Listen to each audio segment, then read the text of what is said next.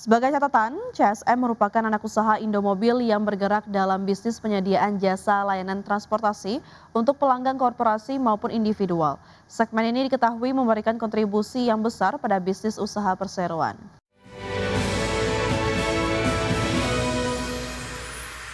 Pemirsa PT Indomobil Multijasa Tbk atau IMJS memberikan suntikan modal tambahan kepada anak usaha yakni PT CSM Korporatama sebesar Rp499,28 miliar. Ya, melansir keterbukaan informasi, dana tersebut berasal dari hasil penawaran umum terbatas 4 dengan memberikan HMETD.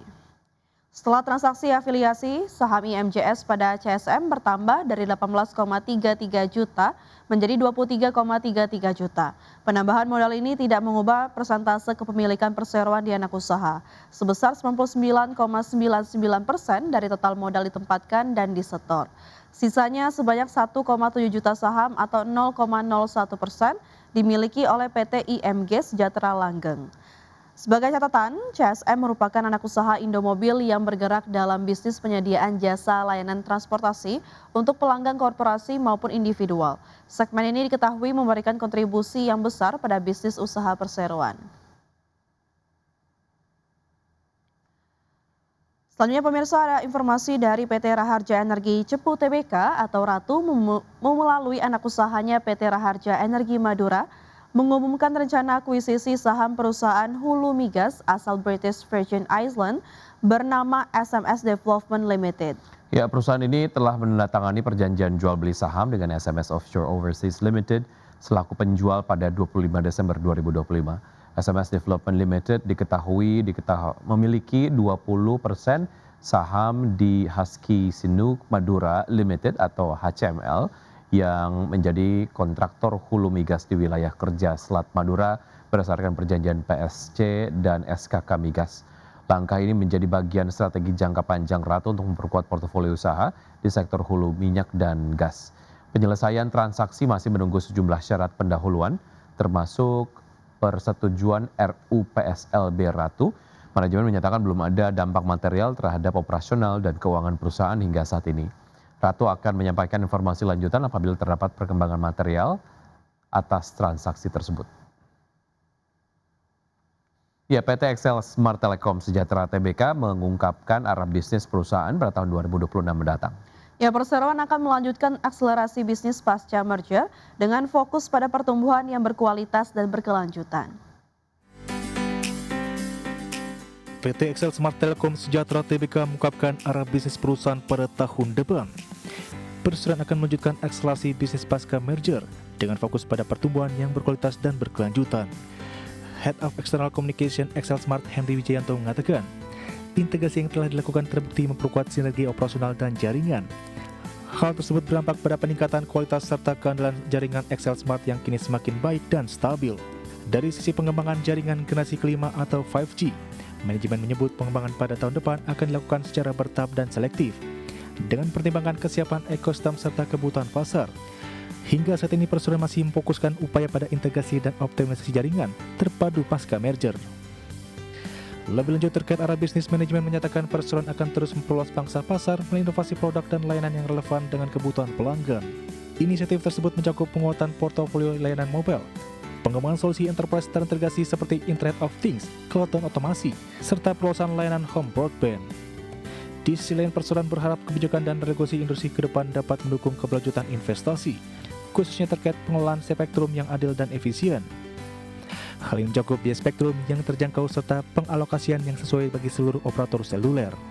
Berbagai sumber untuk ID Channel. Presiden Prabowo Subianto meminta penyelamatan uang negara dari penertiban kawasan hutan terus dimaksimalkan. Di mana penyelamatan uang negara merupakan bagian dari upaya pemerintah memperkuat penegakan hukum serta pengamanan kekayaan negara, khususnya di sektor kehutanan dan sumber daya alam.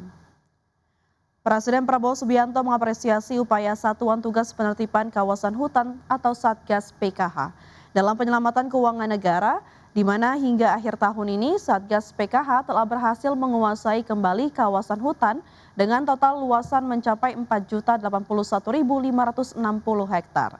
Dari total luasan lahan hutan tersebut, Satgas PKH juga berhasil menyelamatkan keuangan negara dan penagihan denda administratif dengan total nilai 6,6 triliun rupiah lebih. Nilai tersebut berasal dari hasil penagihan denda administratif kehutanan Satgas PKH yang berasal dari 20 perusahaan sawit dan 1 perusahaan tambang nikel. Presiden berharap Satgas PKH dan jajaran penegak hukum terkait terus memaksimalkan upaya pengejaran terhadap potensi keuangan negara dari sektor sumber daya alam yang diselewengkan. Hasil penyelamatan keuangan negara dan penagihan denda administratif sebesar 6,6 triliun lebih sebagai hasil kerja keras dari Satgas Penertiban Kawasan Hutan yang telah saya bentuk pada tanggal 21 Januari 2025 dengan peraturan Presiden nomor 5. Saya sudah bertekad untuk melawan korupsi, melawan perampokan kekayaan negara.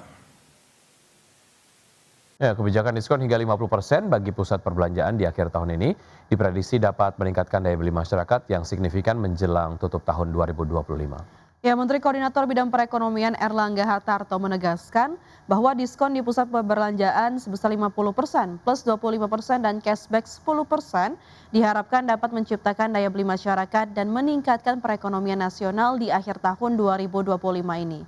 Dalam kunjungan di pusat perbelanjaan di Bilangan, Jakarta Selatan, Erlangga menyatakan kebijakan stimulus diskon belanja yang diberikan pemerintah ini akan berlangsung hingga awal Januari 2026, ditargetkan meraih nilai transaksi belanja masyarakat sebesar 110 triliun rupiah, di mana target nilai tersebut akan didapati dari berbagai program yang diselenggarakan para pelaku usaha, mulai dari Harbolnas, belanja di Indonesia saja, hingga program Every Purchase is Cheap. Dan kalau kita lihat tadi seluruh penjualan di setiap toko ada diskonnya sampai dengan 50%. Bahkan ada yang tambah 25% lagi plus cashback lagi 10%. Jadi itulah yang didorong agar terjadi pertumbuhan ekonomi maupun belanja masyarakat bisa meningkat, dan menjelang acara ini hampir di semua mal. Harga minyak ditutup turun lebih dari 2% pada hari Jumat ketika investor mempertimbangkan ancaman kelebihan pasokan global sembari mencermati potensi kesepakatan damai Ukraina.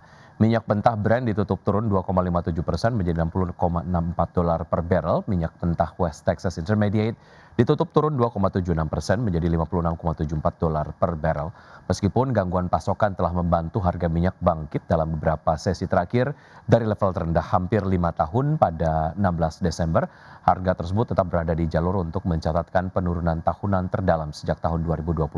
Sepanjang tahun ini Brent dan WTI masing-masing turun 19% dan 21% seiring meningkatnya produksi minyak mentah yang memicu kekhawatiran kelebihan pasokan menjelang tahun depan.